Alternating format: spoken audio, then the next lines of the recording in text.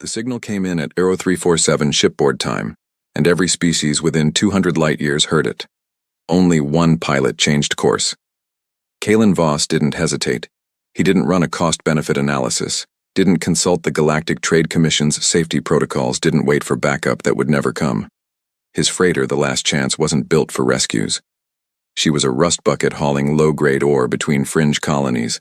But she had fuel, she had oxygen, and she had a pilot who still believed in answering when someone screamed for help. The distress call repeated every 90 seconds.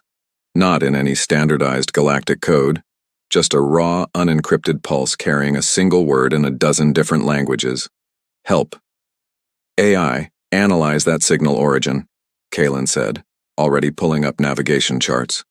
The ship's synthetic, a degraded unit he'd nicknamed Echo, flickered to life on the main display.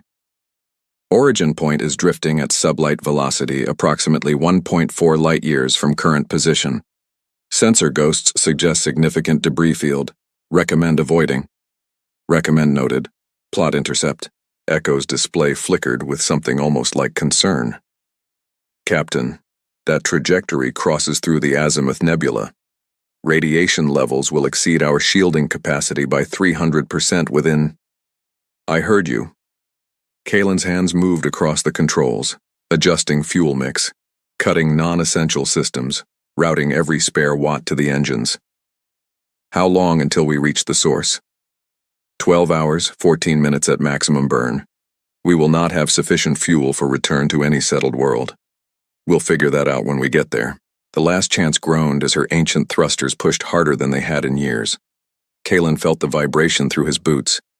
A familiar, almost comforting rattle that said, she'll hold. She always holds. He'd bought the ship from a scrapped-out salvage yard on Titan Station, back when he still had 2 parents and a future that didn't involve running from his own memories. That was 7 years ago.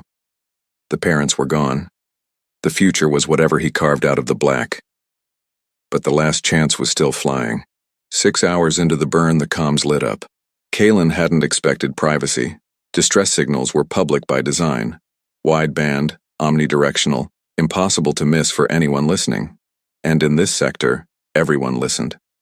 The Karathi Trade Coalition maintained listening posts on every major shipping lane.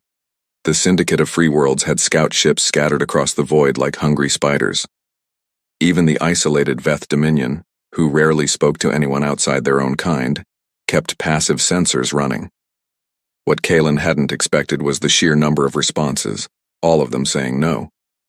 Attention, unidentified distress beacon, came a clipped, precise voice from the Karathi representative. This is Trademaster Yelkin of the Karathi Vessel Profit Margin. Your signal does not originate from a registered trade route. We are unable to render assistance without liability waivers and compensation guarantees. Please transmit authorization codes. No response came from the beacon. Just the same raw, desperate pulse. Help. Unidentified vessel, Yelkin continued, his tone shifting to something colder. Without proper documentation, we cannot risk contamination or legal exposure. Karathi Trade Law Section 14, subsection... Kalen cut the channel. He'd heard enough. Other transmissions followed. The Syndicate envoy, speaking through a translator that flattened all emotion into monotone efficiency. Analysis indicates distress source is non-affiliated. Syndicate resources are allocated to member worlds only. Suggest you contact local authorities. Local authorities. There were no local authorities out here. That was the point of fringe space. No laws, no protection, no one to care if you died screaming in the dark. The Veth Dominion didn't even bother with a verbal response. Their scout ship, a sleek, dark needle against the stars, adjusted course briefly toward the beacon's location, then corrected and continued on its original heading. Kalen watched the trajectory data on his display. The Veth had calculated intercept, found it wanting, and moved on. No malice, no fear, just cold arithmetic. He was the only one still burning toward the source. Captain, Echo said quietly. 8 other vessels received the distress call within the past 30 minutes. All have signaled refusal. 2 have actively increased distance. I saw. May I ask why we are different? Kalen considered the question. It was a fair one. Echo wasn't being insubordinate. The AI genuinely didn't understand. Its logic matrices were built around survival optimization, resource management, probability assessment. By every measurable metric, answering this distress call was irrational, dangerous, potentially fatal. And yet, because someone's out there, Kalen said finally. Someone who's dying. And they used their last bit of power to ask for help from anyone who might be listening. They didn't ask for authorization codes. They didn't ask for liability waivers. They just asked. Echo was silent for a long moment. That is not a logical justification. No, Kalen agreed. It's not. He pushed the thrusters harder. The Azimuth Nebula was worse than Echo had predicted. Kalen felt it first as a tingling across his exposed skin, the kind of static charge that precedes a lightning strike. Then the instruments started screaming. Radiation warnings overlapped with gravitational anomalies and electromagnetic interference so thick it was like flying through soup. His display flickered, static washing across every screen. Shields at 43% and dropping, Echo reported. Hull temperature rising. Recommend immediate course correction. Not yet. Kalen squinted through the forward viewport, though there was nothing to see but swirling violet gas and occasional flashes of something deeper. Discharges, maybe, or the light of dying stars reflected through the haze. Where's the signal coming from? Approximately 40,000 kilometers ahead. But Captain, 40,000, we can make that. We cannot make the return trip if we continue at this depth. Shield failure is projected in less than 12 minutes. Hull breach in 14. Kalen did the math in his head. 12 minutes to reach the source, maybe 2 minutes to assess to grab anyone still alive to get back out. 14 minutes total. The math didn't work. Unless. Echo, reroute all non-critical power to forward shields. I mean everything. Life support in the cargo bays, external lights, comms array. Leave me just enough to breathe and steer. Comms array includes our ability to send distress calls. I know. Captain, if we lose comms, no one will know where we are. Kalen smiled grimly. No one's coming anyway, do it. The lights dimmed. The hum of the ship's systems dropped to a whisper. But the forward shields brightened on his display, radiation absorption spiking just enough to buy them maybe another 2 minutes. Maybe 3. Every second counted. The debris field materialized out of the nebula haze without warning. Twisted metal, shattered composite hull plating, the unmistakable wreckage of something that had been torn apart from the inside. Kalen swore and threw the last chance into an evasive roll, scraping past a spinning section of what looked like engine housing. Then another. Then a piece of hull with writing on it, not any script he recognized, but something angular and old. The beacon is transmitting from the center of the debris field, Echo said. I'm detecting a single intact compartment. Life signs, 1. Fading. Show me. The display flickered, resolved into a rough schematic. At the heart of the wreckage, surrounded by the broken remains of a much larger vessel, was a small pod, emergency shelter maybe, or an escape module. It was leaking atmosphere. Power fluctuations suggested the beacon was drawing from the pod's last reserves.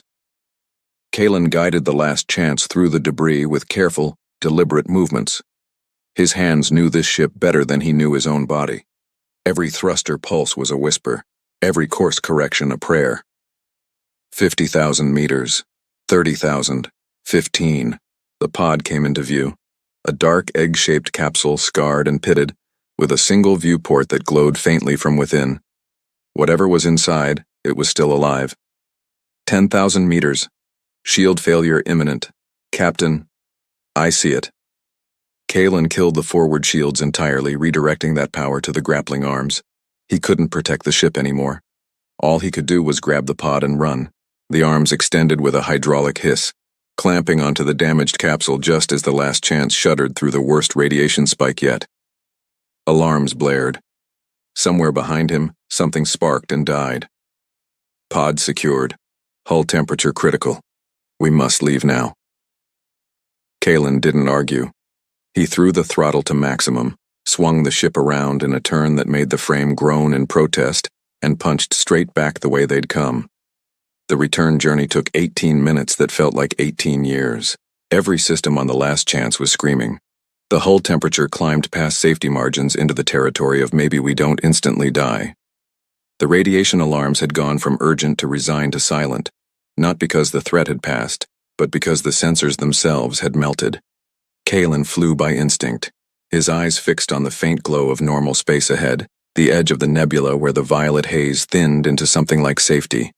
Behind him, Echo's voice had degraded to a whisper, the AI preserving power for only the most critical functions. Hull integrity, failing, aft section compromised, oxygen loss. Seal it off. Unable, automation, damaged, manual override required. I'll do it later. Kalen's jaw tightened. Just keep us moving.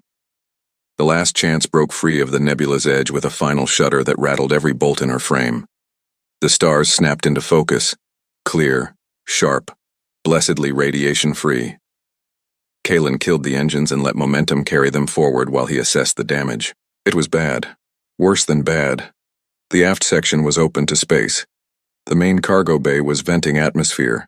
The fuel reserves were down to fumes, and the pod they'd rescued was still clamped to the exterior hull, its own systems flickering on the edge of failure. But they were alive. Both of them, the unknown survivor in the pod, and Kalen, somehow still breathing in a ship that should have killed him 10 times over. Echo, he said. Can you give me a status on that pod's occupant? A long pause. Then faintly. Life signs. Stable. Species. Unidentifiable. Biological structure. Inconsistent with known galactic database. Inconsistent how? Another pause. Echo's voice, when it returned, carried something Kalen had never heard from the AI before. Uncertainty. Captain, I do not believe this being is from any recorded civilization. Kalen spent the next hour stabilizing the last chance in the pod in equal measure. He patched the hull breaches with emergency sealant and hope. He rerouted oxygen from the crew quarters to the cockpit, cutting his own supply to a minimum. He jury-rigged a manual airlock connection to the pod, a risky procedure that involved suiting up, venturing into the exposed cargo bay, and physically latching a flex tube to the pod's emergency hatch while the cold of space tried to freeze his joints solid. But he got it done. He always got it done. The pod's atmosphere, when he finally equalized the pressure and cycled the inner hatch, smelled like ozone and copper and something else. Something sweet and organic, like burning sugar. The interior was dark, lit only by the dim glow of failing systems and the soft bioluminescence of... Kalen stopped. The being inside the pod was like nothing he had ever seen. Not because it was monstrous, he'd seen monsters. Not because it was beautiful. He'd seen beauty too, in the cold geometry of stars and the warm curve of a lover's smile. No, this being was different because it hurt to look at. Not physically. Emotionally. There was something in its posture, in the way its limbs curled inward, in the soft sounds it made that were almost but not quite words, that spoke of suffering beyond anything Kalen could imagine. It had 4 limbs, 2 for locomotion, 2 for manipulation. Its skin was the color of deep space, scattered with faint luminescent patterns that pulsed slowly, like a heartbeat made visible. Its head was proportionally large, dominated by eyes that held no whites at all, just vast dark pools that seemed to drink in light. And those eyes were fixed on Kalen with an expression he recognized instantly. Fear, desperation, and the smallest, most fragile spark of hope. Hey, Kalen said softly, lowering himself to the being's level. I'm here. You're safe now. The being's mouth, a small lipless curve, opened and closed several times. Then, impossibly, it spoke. Not in words Kalen knew, but in a series of tones and clicks that resolved into meaning through some translation effect he couldn't explain. Later, he would wonder if the being was psionic, or if the connection was something simpler, empathy perhaps, or the universal language of pain. But in that moment, all he heard was this. You came. No one else came. Why did you come? Kalen thought about all the ships that had heard the distress call. The Karathi with their liability waivers, the Syndicate with their cold arithmetic, the Veth with their silent dismissal. He thought about a galaxy that had decided, somewhere along the way, that compassion was inefficient, that mercy was a liability, that the only rational response to suffering was to look away. "My name is Kalen," he said, "and I came because you asked." The being's luminescent patterns flared bright, then dimmed. Its eyes closed. "My people called me Sithra," came the thought voice, fainter now. "I am the last." The days that followed were a blur of survival and discovery. Kalen learned that Sithra's ship, a scientific vessel of considerable size, had been studying the Azimuth Nebula when something went catastrophically wrong. Sithra couldn't explain what exactly. The memories were fragmented, buried under trauma, and the desperate fight to reach an escape pod before the ship tore itself apart. But the important details emerged slowly. The Sithra's people, they had no name for themselves in any language Kalen knew, only a word that meant "we who remember," had been a quiet civilization on the edge of known space. They had no interest in trade or conquest. They studied, they learned, they kept records of everything they encountered. And they had encountered something in the nebula that had terrified them enough to run. "What was it?" Kalen asked, watching Sithra rest in a nest of blankets he'd arranged in the cargo bay. The being's luminescence was stronger now, paler than it should be, Echo reported, but no longer fading toward death. "Not a what," Sithra replied. "A who, or many whos. I do not know the word. They were old, older than the stars, and they did not want to be found. Old ones, like ancient aliens, like something that should not exist. My people's records spoke of them as myth, warning stories told to children. But the myth was real, and when we found them, they woke." Kalen felt a chill that had nothing to do with the cargo bay's temperature. "Woke? What does that mean?" Sithra's patterns flickered with something like grief. "It means they are coming, and I am the only one left to warn anyone." The first sign that Sithra was telling the truth came 3 days later. Kalen had been limping the last chance toward the nearest neutral station, a Karathi outpost called Wayfarer's Rest, 8 days away at their current speed. He'd been rationing fuel, air, and hope in equal measure, trying to figure out how to keep everyone alive long enough to reach help. Then Echo pinged an alert. "Captain, long-range sensors are detecting a mass disturbance approximately 3 light-years behind us. Tracing trajectory.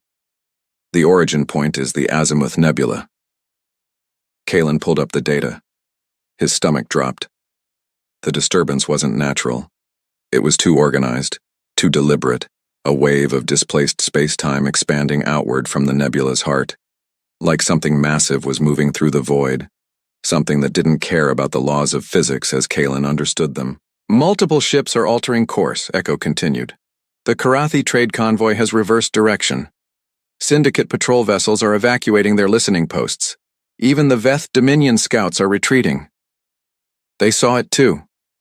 "Everyone sees it, Captain. The disturbance is propagating faster than light. It will reach the nearest inhabited systems within approximately 72 standard hours." Kalen stared at the display. The wave wasn't just expanding, it was accelerating. And at its leading edge, barely visible even on the most sensitive instruments, was something that made no sense. Shadows. Not ships, not debris, not natural phenomena. Just darkness. Moving darkness that swallowed stars as it passed. "What are we looking at, Echo?" A long pause. Then, "I have no reference for this phenomenon, Captain. It does not correspond to any known celestial or artificial event. However what? However, it appears to be following the same trajectory as the debris field we encountered, the one containing Sithra's pod." Kalen turned to look back at the cargo bay, where Sithra rested in their nest of blankets.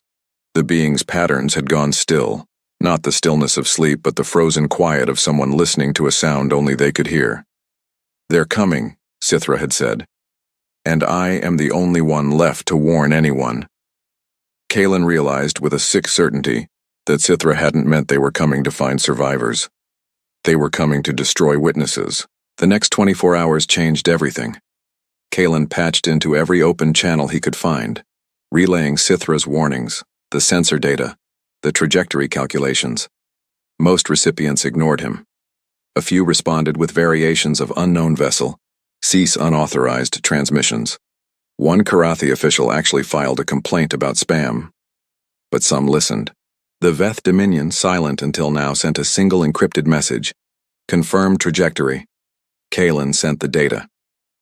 10 minutes later, the Veth scout ship that had ignored the distress call changed course and began burning back toward the nebula. Not to fight, Kalen suspected, but to observe. To understand. The Veth didn't believe in acting without information, but at least they were paying attention. The Syndicate of Free Worlds was slower to react, but not by much. Their patrol vessels formed a defensive perimeter around the closest inhabited planet, a mining colony with 80,000 souls and no military value whatsoever. The Syndicate's calculus was cold, but it wasn't cruel. They wouldn't abandon their own. And the Karathi? The Trade Coalition did what the Trade Coalition always did. They issued a statement. We are aware of the situation and are monitoring it closely. Citizens are advised to remain calm and follow all standard emergency protocols. Standard emergency protocols for an extinction-level event from beyond known space. Kalen wanted to scream. Instead, he focused on what he could control, keeping the last chance flying, keeping Sithra alive, and figuring out how to turn one broken ship and one traumatized survivor into something that could make a difference. You said your people kept records, he said, sitting cross-legged in the cargo bay across from Sithra. You said you studied everything you found. What did you find in that nebula? What woke up? Sithra's patterns pulsed slowly, like a heart struggling to beat. We found a prison. Prison? The old ones, the beings that should not exist, they were not always what they are. They were something else once. Something that tried to unmake reality. The first civilizations, the ones that rose before the stars finished forming, they fought the old ones and won, but they could not destroy them. So they built a prison. The nebula, not a natural formation, a cage. Kalen's mind raced. And your people broke the cage. We did not know.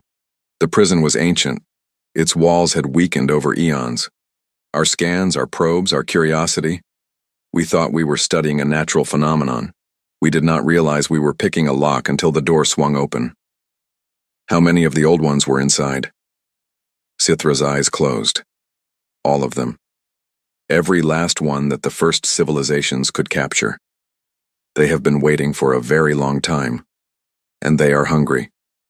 The second sign came 30 hours after the first. The darkness reached the nearest listening post, an automated Karathi sensor platform with no crew, just cameras and scanners, and a transmitter that sent data back to civilization. The platform transmitted for exactly 7 seconds after the darkness touched it. Then it went silent. The data it sent in those 7 seconds was horrifying. Kalen watched the playback on his display, Echo having patched into the Karathi emergency network. The camera showed empty space. Stars, nebula haze in the distance, nothing unusual. Then the stars began to dim. Not one by one, but in clusters, whole constellations winking out as if someone had thrown a blanket over the sky. The darkness arrived not as a wave, but as a presence. Something that bent light around itself, absorbing every photon that touched it. Something that radiated cold so intense that the sensor platform's temperature dropped by 200 degrees in less than a second. And then, just before the transmission cut, the darkness looked at the camera. Kalen couldn't explain how he knew it was looking. The darkness had no eyes, no face, no features at all. But in that final frame, captured in the last millisecond before the platform died, there was an awareness, a recognition. The darkness saw the camera, understood what it was, and reached out to touch it. The transmission ended. Kalen sat in silence for a long moment. Then he pulled up the trajectory calculations again, updated with the new data. The darkness was moving faster than before. Not accelerating, changing speed in ways that didn't make sense, as if it was learning how to move through reality more efficiently. Echo, he said quietly. How long until it reaches the nearest inhabited system? 53 hours at current velocity. But Captain, the velocity is no longer constant. The darkness appears to be adapting. Its speed has increased by 17% in the past 6 hours alone. Projection? 27 hours to the mining colony. 41 hours to Wayfarer's Rest. 6 days to the core systems if it maintains current acceleration. 6 days. Billions of lives. And Kalen was sitting in a broken freighter with no weapons, no backup, and no plan. He looked at Sithra. The being's patterns were dim, exhausted, but steady. They had survived the destruction of their people, the loss of everything they loved, and the certain knowledge that something ancient and terrible was coming to finish the job. And yet they were still here, still breathing, still hoping. You came for me, Sithra had said. Why did you come? Because someone had to.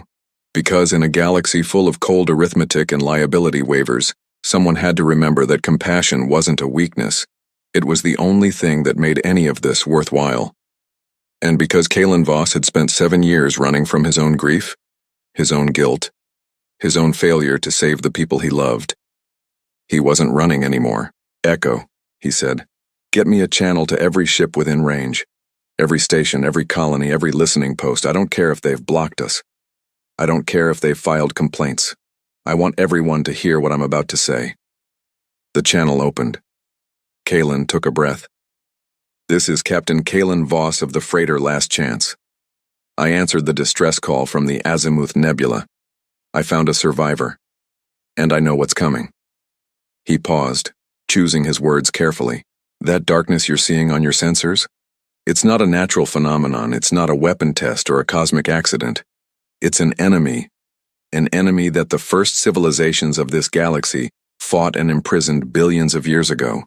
An enemy that just broke free because we got curious and careless. He looked at Sithra, who had raised their head to watch him with those dark, endless eyes.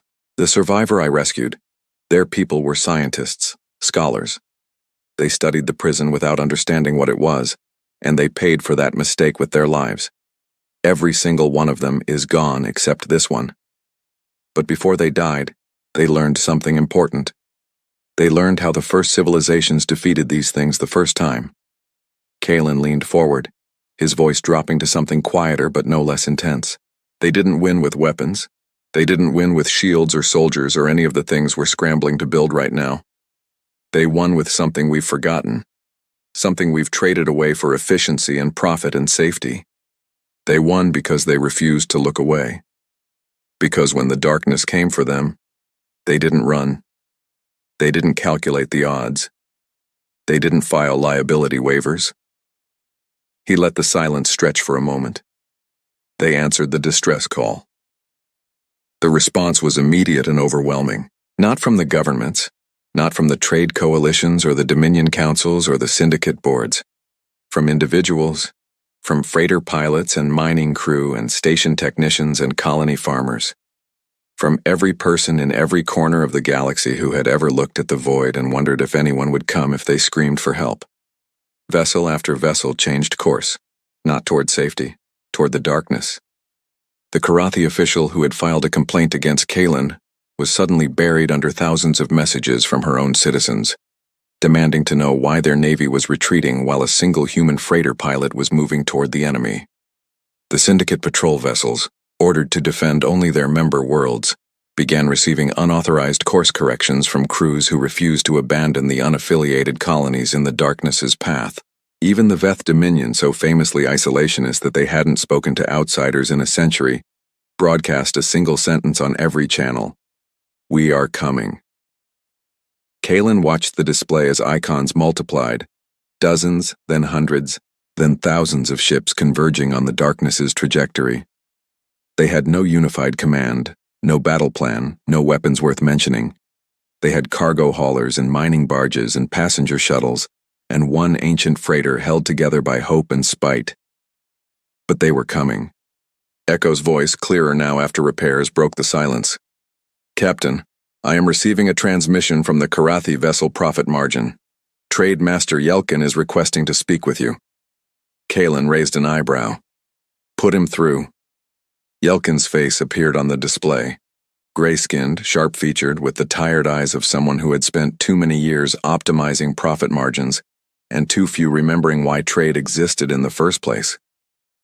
"Captain Voss," Yelkin said, his voice stripped of its earlier condescension, "I owe you an apology." "You owe a lot of people an apology, but we can start with me." Yelkin's mandibles twitched in something that might have been a smile. "My government has authorized me to offer you full cooperation, intelligence sharing, resource allocation, whatever you need. Why the change of heart?" "Because you were right." Yelkin looked away from the camera for a moment, and when he looked back, his eyes were wet. "My daughter asked me why we weren't helping. She's 12 years old. She heard your broadcast, and she asked me why the trade coalition was running away when one human pilot was flying toward the danger. I didn't have an answer, so I made some calls." Kalen nodded slowly. "Then here's what I need. I need every bit of data your people have on the first civilizations, the ones who built the prison. I need schematics, historical records, archaeological findings, anything you've got. And I need you to send that data to every ship in this sector." "Every ship?" "Every ship. If we're going to fight this thing, we're going to fight it together." The data came in faster than Kalen could process, but Echo was designed for exactly this kind of work. The AI sifted through millions of years of fragmented records, cross-referencing legends and artifacts and half-deciphered texts from a dozen extinct species. And slowly, a pattern emerged. The old ones, the darkness, were not physical beings in any sense the galaxy understood. They were patterns, information, self-sustaining loops of consciousness that infected reality, the way a virus infected a body. They didn't eat stars or destroy planets. They did something worse. They overwrote them. They imposed their own logic on the universe, rewriting physics and biology and thought itself into shapes that served their hunger. The first civilizations had discovered that the old ones couldn't be killed, but they could be confused. Their pattern-based existence made them vulnerable to something most species had abandoned as primitive: narrative, story. The old ones couldn't process contradiction, couldn't resolve paradox, couldn't survive in a reality that refused to play by their rules. The prison wasn't a physical cage, it was a story. A lie so complex, so self-referential, so utterly impossible that the old ones had no choice but to believe it. They had spent billions of years trapped inside a fiction of their own inability to escape.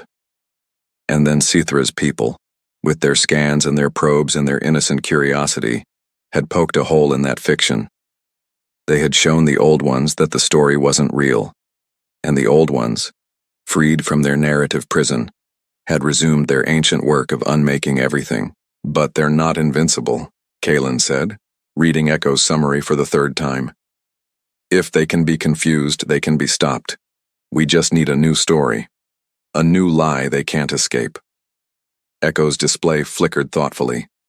"Captain, the old one's pattern recognition systems are extraordinarily sophisticated. Creating a narrative capable of trapping them would require—" "I know. It would require something they've never encountered before. Something that doesn't fit any of their patterns." Kalen looked toward the cargo bay, where Sithra rested. "Something like a species that answers distress calls when no one else will." He stood up, suddenly energized. "Echo, patch me through to every ship again. I have an idea. And it's going to sound insane." The plan was simple in concept and impossible in execution. The darkness, the old ones, fed on fear, on isolation, on the certainty that every species, every individual would ultimately choose self-preservation over compassion. That was the pattern they understood. That was the story they told themselves about the universe. Everyone runs. Everyone hides. Everyone looks away. The first civilizations had defeated them by telling a different story. A story about unity and sacrifice and the power of collective action. But that story was old now, worn thin by eons of entropy. The old ones had learned to see through it. Kalen was going to tell them a new story. A story they had never encountered in all their billions of years of existence. A story so fundamentally alien to their pattern-based understanding that they wouldn't know how to respond. The story of a single human pilot who answered a distress call when no one else would. who flew into radiation and debris and certain death to save one being from a species he'd never met, who looked at the cold arithmetic of the galaxy and said, no. And then, this was the insane part, thousands of other ships, other species, other beings who had spent their entire lives optimizing for survival, did the same thing, not because they were ordered to, not because it made logical sense, but because one human had reminded them that they could be different. That's not a plan, Yelkin said when Kalen finished explaining. That's a philosophy. You want us to defeat an ancient reality-warping horror with, what exactly? Good intentions? I want you to show up, Kalen said. That's all. Just show up. Every ship, every species, every person who ever wondered if anyone would come for them, I want you to be there. Right in the darkness's path. And when it tries to overwrite you, when it tries to make you run, I want you to remember why you came. The Veth don't remember anything, came a new voice on the channel. Flat, precise, unmistakably alien. We calculate, and our calculations indicate that your proposed course of action has a 0.003% probability of success. Kalen recognized the voice, the Veth Dominion scout ship, the one that had ignored Sithra's distress call. Then why are you still on this channel? A pause. Then, because 0.003% is not zero, and because you are the first outsider in centuries to offer us something we cannot calculate. What's that? Hope. The darkness arrived at the mining colony ahead of schedule. Kalen and the makeshift fleet, now nearly 2,000 ships strong, arrived 3 hours before that. Not to fight, to wait. The colony was a small world, barely terraformed, home to miners and their families and the kind of desperate hope that drove people to the edge of civilized space. 80,000 souls, most of them asleep when the alarm went out. 80,000 people who had never expected anyone to come for them. Kalen positioned the last chance at the center of the fleet, not because it was the strongest ship, but because it was the one the darkness had been following. Sithra stood beside him in the cockpit, their luminescent patterns bright with something that looked like determination. They can feel you, Sithra said. The old ones. They can feel your fear. But they can also feel something else. Something they don't understand. What? You are not running. They have never encountered a species that did not run when faced with certain destruction. It confuses them. Good. Confusion is the first step toward defeat. The darkness appeared on the sensors at 0612 shipboard time. No warning. No gradual approach. One moment, the space ahead of the colony was empty. The next, it was filled with a presence that bent light and swallowed stars and radiated cold so intense that the fleet's temperature dropped by 10 degrees across the board. Kalen watched it come. 2,000 ships watched with him. Not one of them fired a shot. Echo, he said quietly. Broadcast on all frequencies. Everything we've got. Echo's voice clear and steady. Broadcasting now. And then Kalen spoke. My name is Kalen Voss. I'm a human pilot from a planet you've never heard of. Flying a ship you wouldn't bother to destroy. A few days ago, I heard a distress call. Everyone heard it. Everyone calculated the odds and decided it wasn't worth the risk. Everyone except me. He paused, watching the darkness slow. It was listening. He could feel it, a pressure against his mind, an intrusion that tried to find purchase and found nothing but resolve. I'm not special. I'm not a hero. I'm just someone who got tired of watching the galaxy look away, and I'm not the only one. One by one, the other ships in the fleet began transmitting. Not coordinated, not rehearsed, just voices, thousands of voices, speaking their own truths. A Karathi freighter pilot, her voice shaking. I'm here because my daughter asked me why we weren't helping. I didn't have an answer, so I came to find one. A syndicate miner, gruff and defiant. I've worked this colony for 20 years. No one ever came when we needed help. No one ever will unless we start being the ones who show up. A Veth scout, flat and precise and somehow vulnerable. We have spent 1,000 years hiding from the galaxy because we feared what we would find. Today, we stop hiding. The darkness stopped moving. Kalen felt it more than saw it. A hesitation, a flicker in the pattern that had been so relentlessly advancing. The old ones were confused, not by weapons or shields or any technology the fleet possessed, by voices, by stories, by the impossible fact that 2,000 ships from a dozen different species had chosen to stand together against an enemy that could unmake reality. "Now," Kalen whispered. "Tell them the story." Sithra stepped forward, their luminescent patterns blazing brighter than Kalen had ever seen. And they spoke, not in words, but in images, memories, the history of their people, compressed into a single overwhelming transmission that washed over the darkness like light over shadow. "We were curious," Sithra sent. "We were careful. We were afraid, but we never stopped looking. And when we found you, we did not run. We studied. We learned. We understood that you are not invincible. You are not eternal. You are just old. And being old is not the same as being wise." The darkness recoiled, not physically. It had no physical form to recoil, but the pattern shifted, contracted, pulled back from the fleet's position as if burned.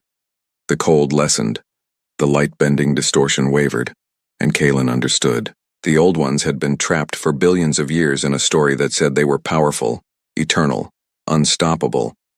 That story had been a prison, but it had also been an identity. It was who they believed themselves to be, and now, confronted with 2,000 ships and a single human pilot who refused to run, confronted with voices that spoke of hope and sacrifice and the choice to be better, the old ones were facing a different story. A story that said they were just old, tired, beaten. A story they couldn't escape because it was true. "Keep going," Kalen said. "Don't stop. Everyone, keep talking. Keep telling your stories. Keep reminding each other why you're here." The transmissions continued for hours. Not as a coordinated attack, as a conversation. Species that had never spoken to each other found common ground in fear and hope and the stubborn refusal to die alone. The darkness pressed against the fleet, tried to find an opening, tried to impose its pattern of isolation and despair, and every time it reached out it found nothing but voices, stories, connections. It couldn't overwrite what it couldn't separate, and slowly, impossibly, the darkness began to fade. The battle, if it could be called a battle, lasted 11 hours. By the end, the darkness had retreated to the edge of the system, a dim shadow against the stars where once there had been a world-ending presence. It wasn't destroyed. Kalen suspected the old ones couldn't be destroyed, not truly, not by anything the current galaxy could muster, but it was contained, confused, reduced from a wave of annihilation to a wounded, retreating echo of itself. The fleet watched it go. No one cheered. No one celebrated. They were too exhausted, too overwhelmed by what they had just done. Kalen stood in the cockpit of the Last Chance, staring at the display as the last traces of the darkness slipped beyond sensor range. Beside him, Sithra's patterns had dimmed to a soft, steady glow. The light of a being who had lost everything but found something worth living for. "You did it," Sithra sent. "You saved them." "No." Kalen shook his head. "We saved them. Everyone who showed up. Everyone who spoke. Everyone who remembered that they could choose something different."